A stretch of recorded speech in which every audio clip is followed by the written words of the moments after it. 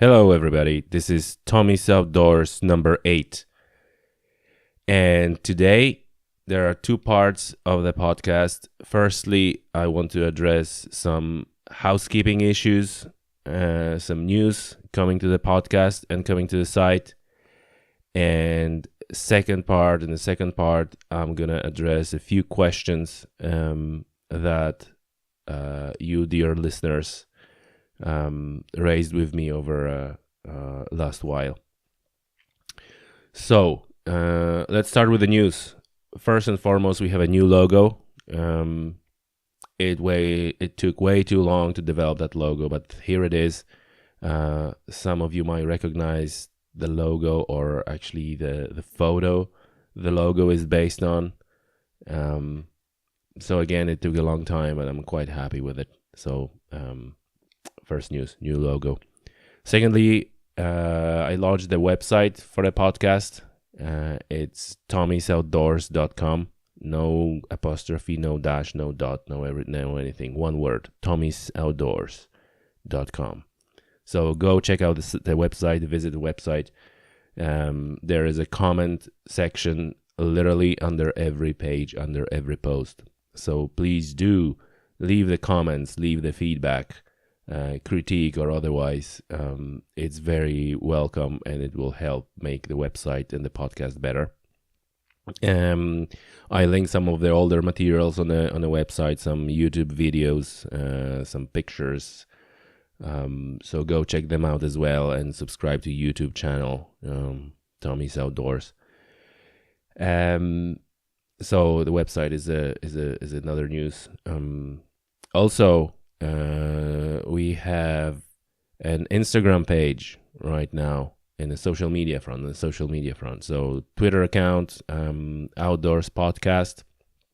Go and follow Outdoors Podcast on Twitter, but also follow Tommy's Outdoors on Instagram. I'm just wondering whether it's gonna overlap with Twitter. Surely it will, but I'll try to post some photos on or some Instagram stories heads up before the coming episodes. So like a early access. You can think about Instagram page as an early access to what's gonna come to the podcast itself. So social media, Twitter, Outdoors Podcast, and Instagram, Tommy's Outdoors. Also, iTunes, Stitcher, PodBean, any podcast aggregator. It was there before. It still is there. So go and subscribe and leave the reviews and leave the 5-star rating. The usual drill on these sites. Also SoundCloud, which at that point I think SoundCloud is more like a hosting of the files, hosting of the sound files. But you can go ahead and subscribe on SoundCloud and leave the comments there as well. It's all very welcome. In general, any comments, any feedback, very, very welcome, whether it's Twitter, Instagram, website, SoundCloud, iTunes, Stitcher, you name it. It's welcome. Finally, so we have this new setup in the internet, the new expanded presence on the internet, and we lining up some exciting guests, of course.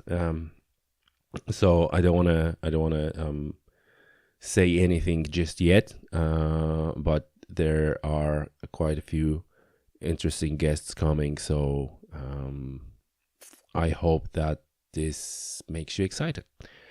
But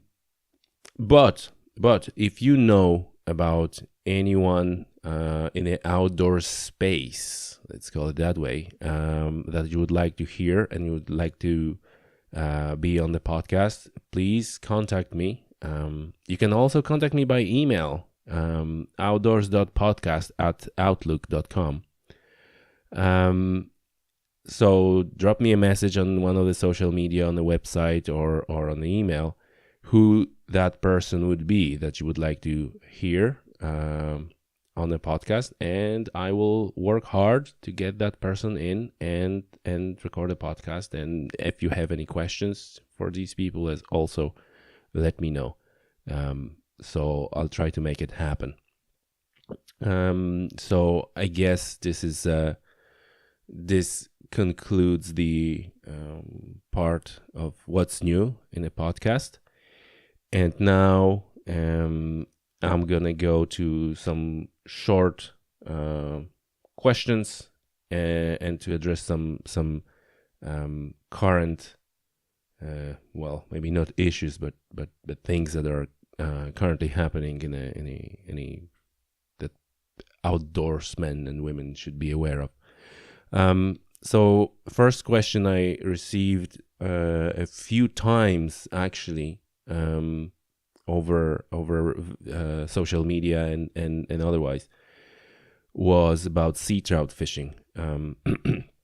So I posted a photo on the Instagram, and I think that photo is also on the website with the sea trout. Quite nice photo taken a few years ago when I'm standing with a fish and the water is splashing behind me and so on. So it's a nice photo taken by my friend Tom, and you can hear Tom in a pike fishing episode, just a few episodes back. But anyway, so that photo sparked quite a few questions asked online and offline about trout fishing and where to catch the fish and so on. So here it is. So first of all, the trout was caught using spinning method on a spinning rod, not fly fishing, but spinning rod. It's actually, you can see that in the picture. So I'm stating the obvious. And so the lure, so I used the hard lure, middle water, top to middle water lure. So it's slowly sinking lipless lure. Okay. Some of them call it pencil lure. Some of them call it something else. That's interesting because I have a blog post coming with regards to pike fishing, and I was trying to name those lures properly, and this is just a mess, because depending on the geography and what country you live in and what you're fishing, you call lure differently: jerkbait, crankbaits, pencil lures, whatever. So for the avoidance of doubt, that's a small, slowly sinking mid to top water lipless lure. Being lipless means that you need to work on it and you need to animate that in the water using your rod. It doesn't have an action on its own per se. So anyway, when you want to catch a sea trout, the first thing you need to do, you need to find place where small river or stream goes into the ocean. Okay, that's the first thing. Now, ideally, or maybe it's even a requirement, the place where that's so usually how it works is that the stream or river gets into the sort of a harbor, and then that harbor connects with the ocean. Okay. So the place where harbor connects with the ocean has to be sandy, right? It's a sandy bottom. So that poses a few challenges. Number one, the sandy bottom can be quite soft sand and maybe hard to walk. Can it be dangerous? Well, yeah, it can be dangerous in the sense that obviously you can get stuck. Your foot can get stuck. But I think that the danger, it comes from the fact that you can just trip and get into the water. Now, you're going to be wading. You need the waders. You're going to be wading. Don't wade too deep. If you chest deep and you're on a soft ground and your feet get stuck or you just trip, you fall over, your water gets into the waders, and that might be quite dangerous situation, because what's happening is that's a heavily tidal area, and the tide coming in and out from through the narrow entry to the harbor. This is the current is quite strong, and it just may end up dramatic. So yeah, wear the life jacket. That's another piece of advice.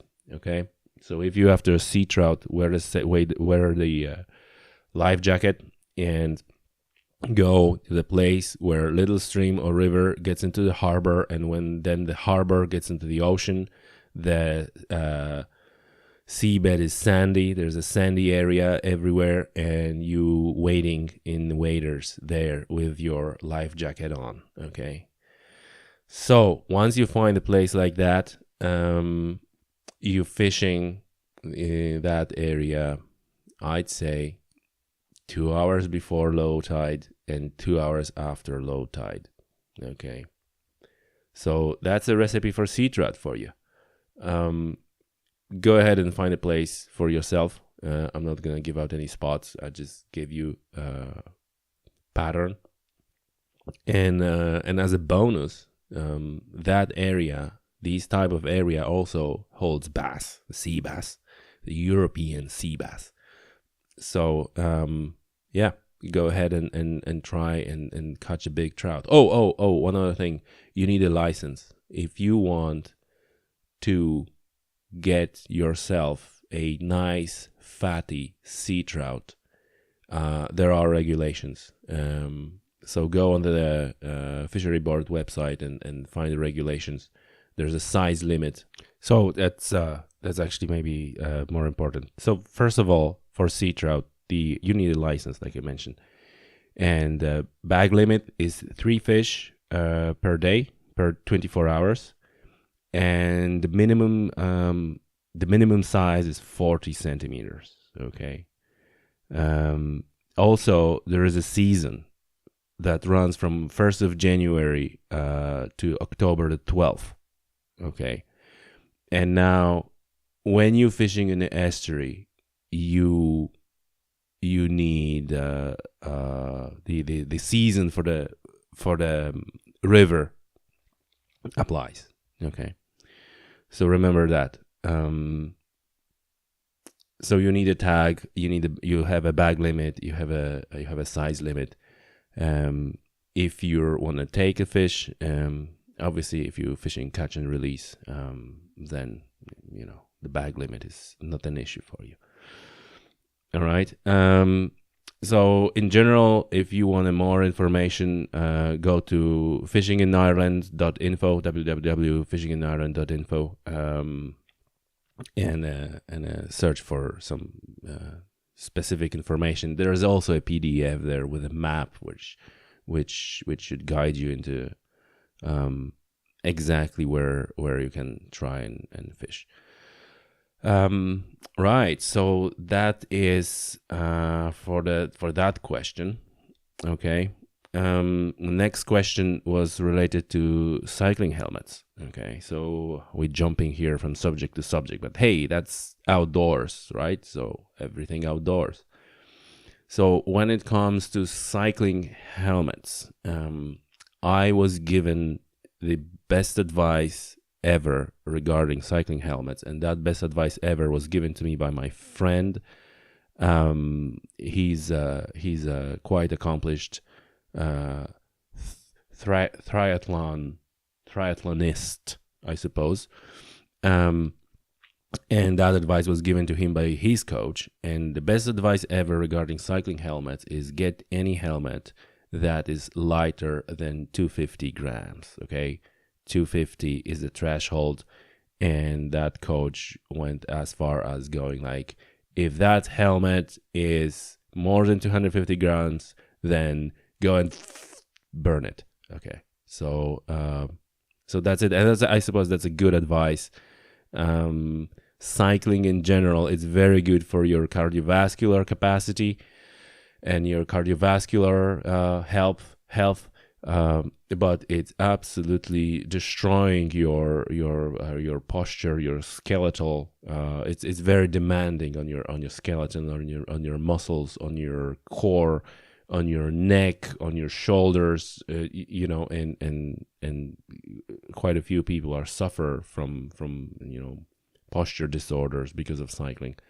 So actually you might think like, it's not big a deal, a helmet, but especially if you're spending on the bike prolonged time, get yourself nice light helmet, less than 250 grams. That's very important.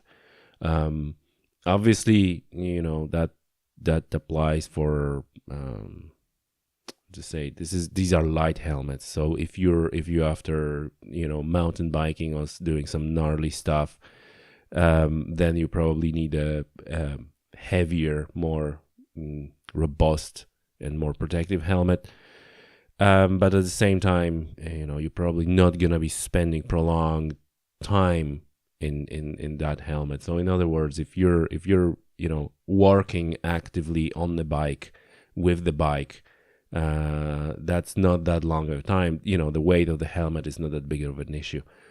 If you're spending long hours on the bike in one position cycling, well, yeah, then when it matters, and then when your neck muscles and overall your spine will thank you for not putting too much weight on your head. So obviously get yourself good quality helmet. Giro are the ones I'm using. I would recommend them. They have good light helmets. Aeon, I think, is the one. And just by the way, I'm not getting paid by Giro. Just it happens. I'm using them, and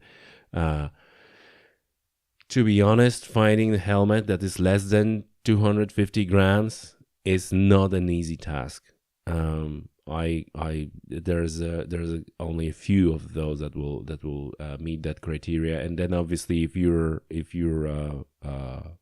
need a large helmet, just pay attention to that, because the manufacturers they giving you a weight of the helmet, but then there's a qualified like, oh, that weight of the helmet is for size M or whatever S.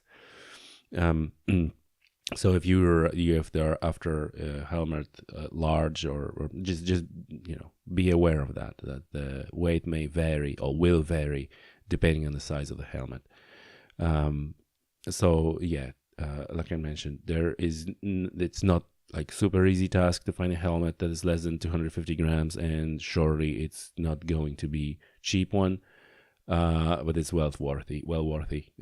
Good quality helmet is good in general because it will protect you and your head, which is important. But also as a bonus, it's gonna be light. So go ahead and get yourself good, nice quality helmet that is less than 250 grams. And I think that's pretty much it. Some of the general reminders for all you runners and cyclists and walkers and so on who are using public roads, okay, in the morning and in the evening. The time changed to the daylight saving, and the sun is very low on the horizon. If you have your sun behind your back, you are very hard to see, right? For the motorists mainly and other road users. So keep that in mind and use lights, okay? And you may think, oh Jesus, it's like sun is up and there's a nice morning and I'm just gonna go for a run or for a walk and everybody will see me. No, wrong, they won't. If the sun is behind your back, the motorists or cyclists for that matter, if you're a runner, might not see you. Because you just a little black silhouette on the with a big sun on the backdrop. So so keep that in mind, and if possible, avoid moving direction with the sun behind your back when the sun is low in the morning and in the evening.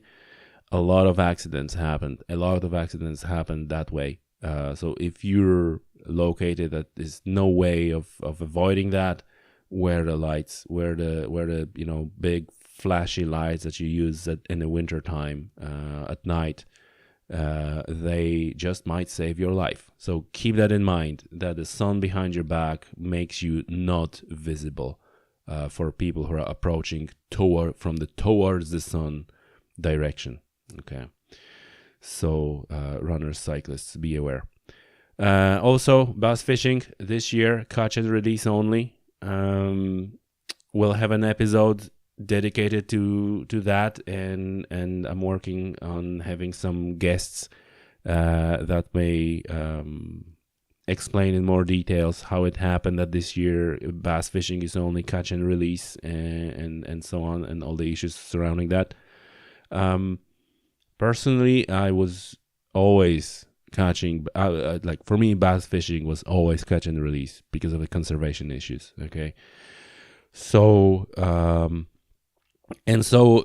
most of the people I know, majority of them were catch and release anglers, and majority of them were releasing majority of bass, even if they took for a pot the odd one.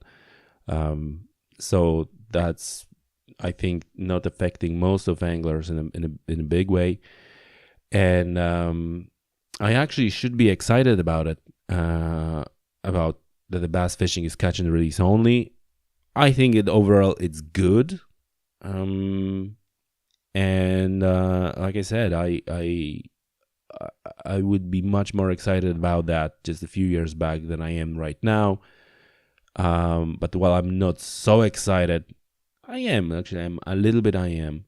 But again, that's probably for one of the coming episodes. I'm gonna leave that. And finally, for all you hunters out there, reminder: deer season is over. So no deer hunting until the next September. And an interesting thing is that sneaking up on deer, waiting for deer, or ambushing it, and I mean, not ambushing is the wrong word, but just even sneaking up and waiting for deer to come in for the purpose of taking photos or drawing the deer or just enjoying a view is also in legislation defined as hunting, and therefore prohibited in a closed season until September. So if you want to take photos of deer before September, then I suppose Killarney National Park is an option for you. But if you want to, find or sneak up on the wild deer for the purpose even of taking photos, be aware that according to Irish law, you're hunting deer, and therefore you're committing an offense. All right, so that's it for the episode 8, housekeeping and some questions and answers. I hope you enjoyed it, and until the next time.